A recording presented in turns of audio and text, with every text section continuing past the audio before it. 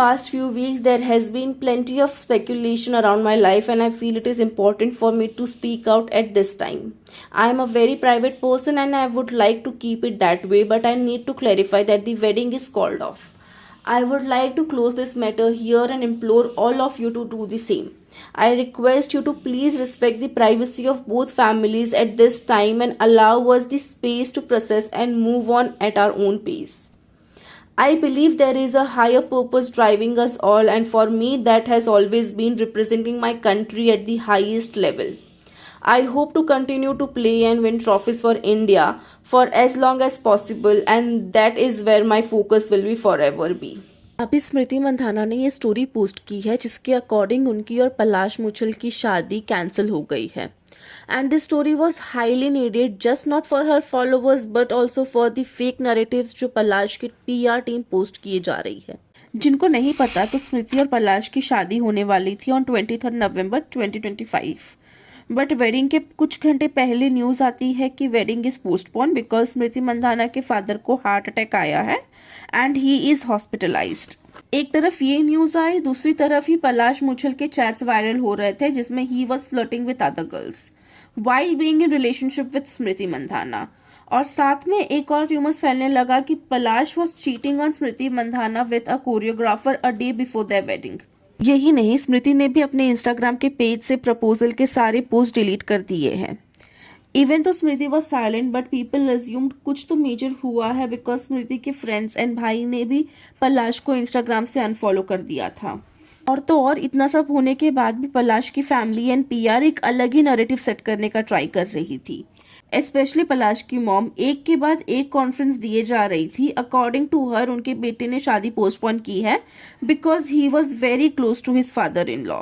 हाँ, इतने क्लोज थे कि हॉस्पिटलाइजेशन के बाद पलाश उनके पास रुके भी नहीं और सीधा मुंबई आ गए.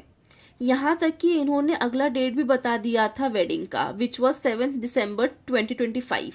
आई mean if you are really innocent and ये एलिगेशंस बेसलेस है और आपकी फैमिली के पास इतना टाइम है फॉर गिविंग कॉन्फ्रेंसेस तो उसमें वो इस रिमोर को भी डिनाई कर सकते थे but they never did this.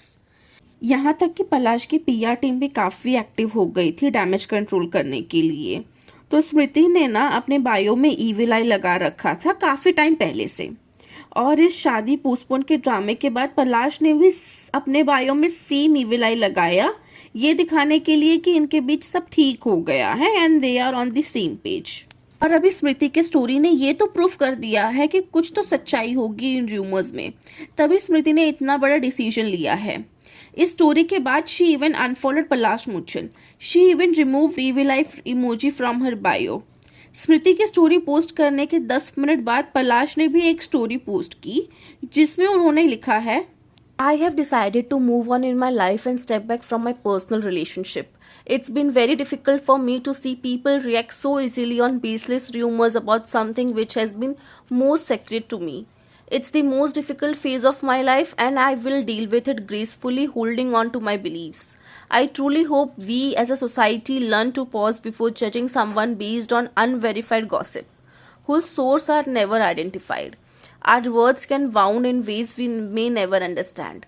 While we think about these things, many people in the world are facing drastic consequences. My team will be taking strict legal action against those spreading false and defamatory content. Thank you to everyone who has stood by me with kindness in this tough time.